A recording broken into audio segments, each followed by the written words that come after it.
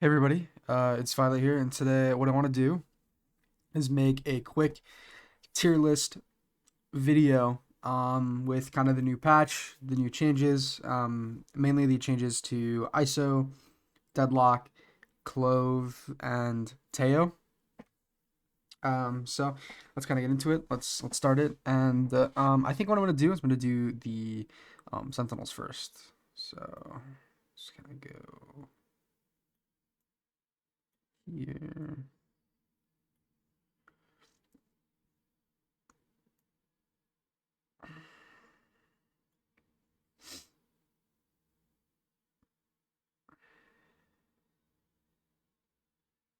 It's here, and then all right, so I will say that I think Killjoy is still the weakest Sentinel. But I think that it's really close. I think Killjoy is like a high B tier. Um, Obviously, Sage is the weakest, but I'm saying out of like the four that we currently see throughout play, Killjoy, Cypher, Vice, and Deadlock. The reason why Deadlock is up here is the Gravna is one of the best abilities in the game, and now you can get it up to 3 times in a round. You get the start of the round, middle of the round, the end of the round. It is just going to be really good, especially in the current meta where we see a lot of Rays, we see a lot of Teo, things of that nature, right? I'm gonna get into the initiators now.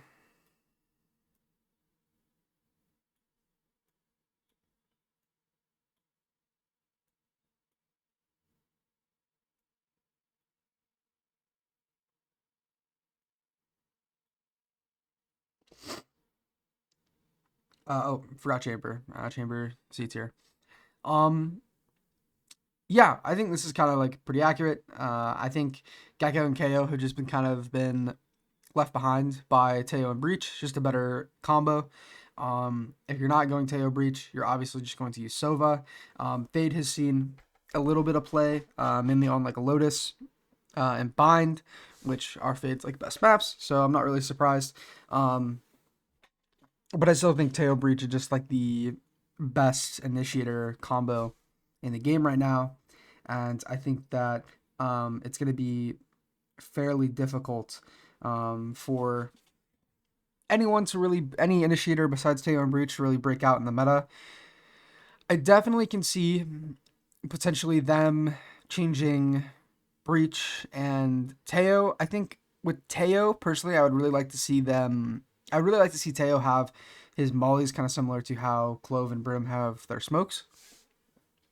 Where yeah, you have 2 charges of the molly, but if you use both of them at once at the start of the round, you're only refreshing one at a time. I think that would be a pretty interesting change to Teo. It would mean that you're not having full like sight execs with 2 mollies, and then instantly you have 2 mollies to just insta kill anyone that taps the bomb.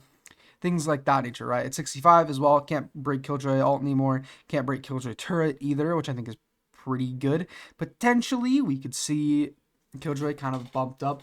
But again, like the big problem is, right, is yeah, Killjoy's turret, aka a main piece of info for KJ, can't be broken by the tail mollies.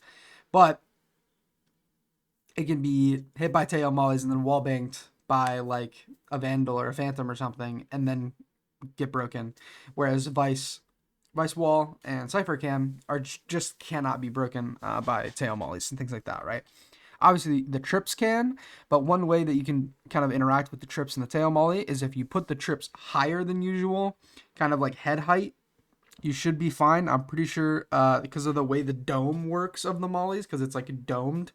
It's not like full, like straight up and down like a cylinder. It's a dome. So if you put it up high enough, you shouldn't get them broken by tail mollies. So fun little facts and play for Cypher. It looks really funky, but trust me, it's a lot better than them getting insta broken or just kind of waiting to replace them if they do them at the start of the round. All right, I'm gonna go to the controllers.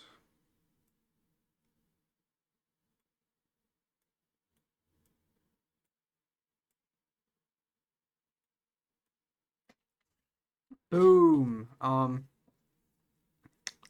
think this is pretty simple. I think Clove is worse than they were, and which kind of sucks. I personally really just I love Clove's design, personality, kit, everything.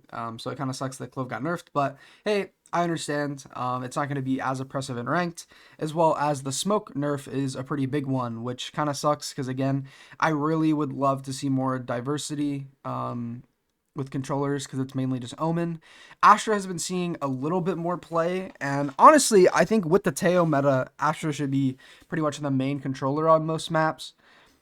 Just because of the like stun tail molly, suck tail molly, like a bunch of other stuff, as well as like with Raze, with Breach Punch, there's a lot of combo abilities, especially with Deadlock as well. Like if you run Breach, Teo, Deadlock, Astra, Raze, you have three people that can proc damaging utility, like using support utility to use damage utility to get chip damage to kill. And then you also have three that can provide the support, right? Deadlock, Breach, and Astra provide the support.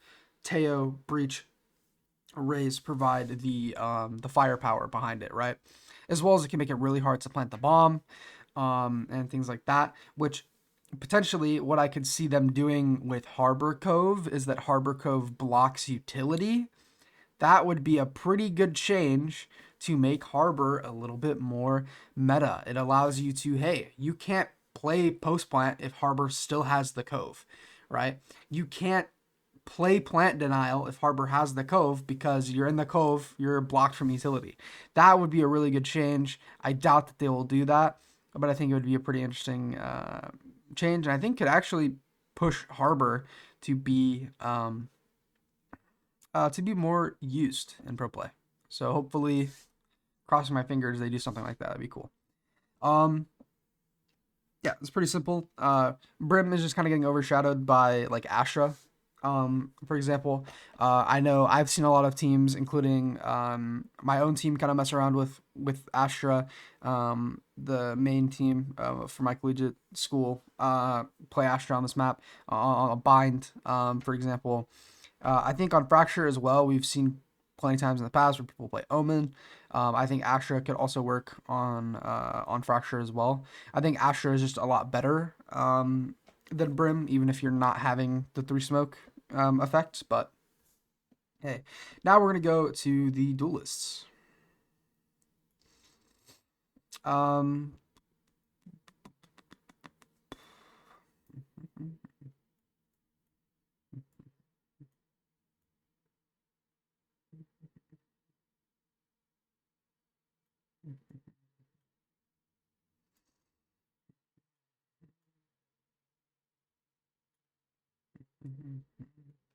all right. This one's pretty self-explanatory. The only real counter to these Sentinels now is Yoru, especially Deadlock, right? Deadlock, you can prime them to use the Gravnet onto the clone. Very important. Get rid of stuns, which I think the stuns are fairly.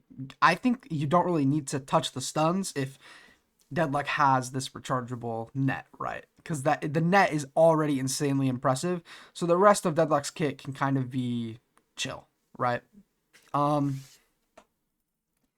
I think Raze is just kind of like I really don't like Raze's entering ability anymore at this point. Like ever since they nerfed the satchels, it just feels kind of weird and off. Maybe it's because I don't play Raze as much as I used to. That's probably the main reason.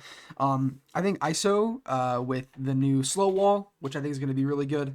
You instantly get your shield and your ultimate, which allows you to kind of be more diverse with how you play in rounds where you get your ult. And with ISO, most of the time you get your ult a lot because either A, you're dying and farming orbs, or you're killing people and dying, so you're farming double orbs. And once you get your ult for the first time, it's basically a 5 orb ult, 6 orb ult. Because you instantly get an orb if you kill the guy in your ult or you die in your ult, right? So things like that. I also think the suppress thing is really good. I really like the suppress. I'm gonna put Waylay here. Um, And yeah, I think ISO overall has already seen some pretty big play. I think rankers and challengers have kind of proven that, ISO is pretty good. The vulnerable is really good. And now that it suppresses, it has even more value in a team scenario, which I really like that. I really like how we're slowly working towards this idea of like, hey, the things that make duelists different are not the entire kit being based around killing people, but having a signature ability and an ultimate ability that is designed to help you kill people. But the rest of their kit can kind of be like, hey, it can lean a little bit more into being aggressive and being like duelists, right? So like raises satchels, Waylay's dash ability, right? But also it can be this idea of like, hey, it's going to give you supporting utility that is going to allow you to help your team. Maybe if they mess around with the Phoenix Flash a little bit, because I still think the Phoenix Flash is really good, it's just very limiting. If they give it a little bit of range, right, where you can like hold your button to like throw it farther and then it'll pop, I think something like that would be really cool. Not even make it a far distance flash, just a mid range flash. We could potentially see a meta where we see double duelist, but it's not always this run it down, insta go kill, but it's still like tack FPS gameplay. It's just there's two people that are pretty good at killing people, right? And they have utility to kind of help with sight hits and things like that. So I'm really excited to kind of see ISO get a little bit more play. I actually really like this change. Um, I think Neon, Jet, and Waylay are kind of all in the same situation. Um, I think Jet is probably going to be leaned more than all the other agents because a lot of players have been playing Jet since like the start of this game. Like people like Ospas, Cryocells, Durka, Buzz, like all these like top duelists, Kong Kong, right? Like all these top duelists have played Jet for a millennia, so I think they're all going to lean towards Jet. I think Neon is still pretty viable. I do agree with kind of the idea that now the Neon side isn't as good, but I still think it is really good. And only having one of them, I think, is still fine. I think it's still very good, very oppressive. I do think that potentially the only way you could really get Neon into like the high meta conversation is if you give Neon another stun. I personally don't think that that's a great idea. I like the idea of having less utility in this game, making utility more meaningful, more impactful. Um, where it's not like, hey, I can just throw my utility out there. It's like, hey, if you fuck up this utility, you fuck up this utility, right? Like you need to be really good with placing it and things of that nature. But I can see kind of the argument for the opposite of that. I think that Waylay is actually going to be pretty good, but I think with the state of the meta right now, I think that Waylay isn't going to be as good as someone like a Yoru, right? I think we've all seen at the top level teams are playing Yoru. Yoru is magnificent, the most overtuned character in the game. I've said it pretty much every tier list. Yoru is just amazing, and now in this meta, where you're using Teo and potentially Teo Sova, Teo Fade, things of that nature. You want those flashes. You also want the ability to annihilate Sentinel utility because that's the only thing that can really hard stall you off of hits. Um, that's going to be like the big important thing here. Um, as well as like the TP to insta get through slows and things like that, which are the main counter to like these hard like pop execs. Which here's the thing, right? Deadlock is going to be that counter as well. A single gravnet into a choke, followed by Teo missiles, is going to completely fuck up a hard hit, right? You just cannot hard hit at all.